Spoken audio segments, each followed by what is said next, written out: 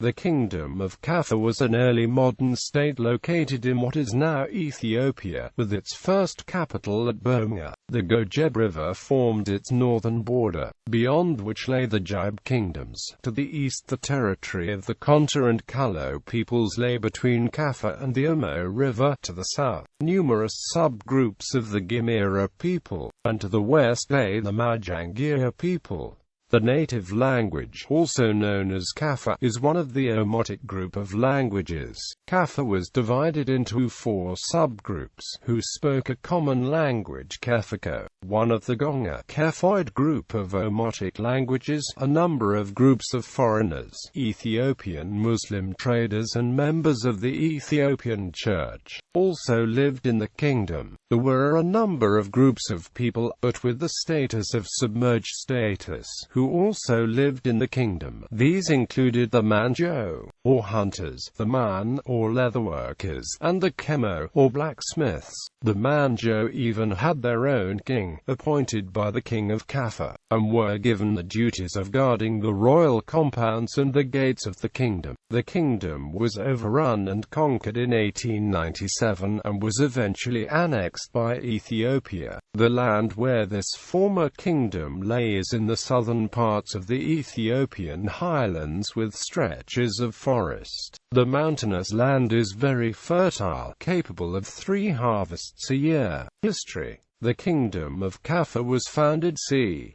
1390 by Minjo, who according to oral tradition ousted the Mato dynasty of 32 kings. However, his informants told Amnon Orind, no one remembers the name of a single one. The first capital, Bonga, was either founded or captured by Bonhoeffer. It was later replaced by Antioch, but Bonga retained its importance. During the 16th century, all of the territories north of the Gojeb River were lost to the Oromo migrations. Also, in the later 16th century, the Emperor of Ethiopia Sarsadengal convinced the kingdom to officially accept Christianity as its state religion. As a result, the Church of St. George was dedicated at Baha. The building preserved a tablet bearing the name of Emperor Sarsadengal. Over the following centuries, the influence of the Ethiopian government grew weak, and Christianity more or less disappeared. Although the Church of St.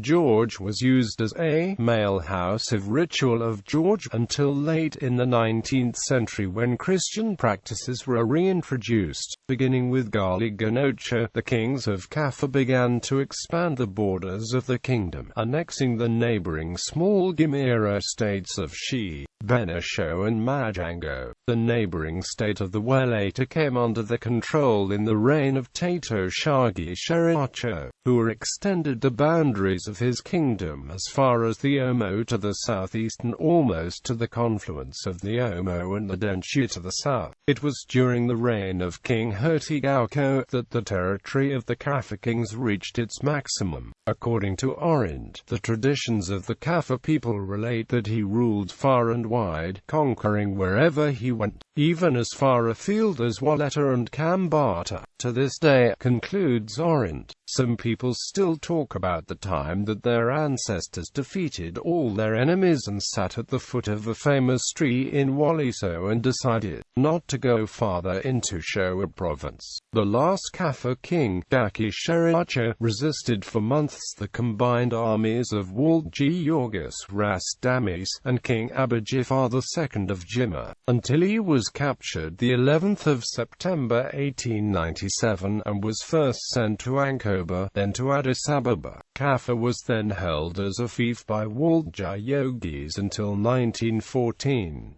During his visit to Kaffa in 1897, Alexander Bulatovich had the opportunity to study the culture of the inhabitants, describing them in his book With the Armies of Menelik II, Emperor of Ethiopia, identifying a number of practices in common with the more familiar Amhara people. The inhabitants suffered greatly from slave raiding during the de facto rule of Lij Ieyasu, and the region almost became uninhabited. During the reorganization of the provinces in 1942, the former kingdom was enlarged by the addition of a number of other kingdoms from the Gibe region to become Kaffa province. Economy. In Kaffa, Maria Theresa thalers and salt blocks called amole were used as currency as late as 1905, which circulated at a rate of 4 or 5 amoles to 1 mt.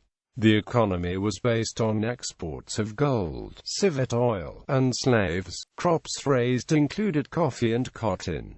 However, according to Richard Pankhurst, the amount of coffee exported was never large. He cites an estimate for its production in the 1880s at 50,000 to 60,000 kilograms a year. Livestock was raised, and honeybees kept in barrels which were hung in trees.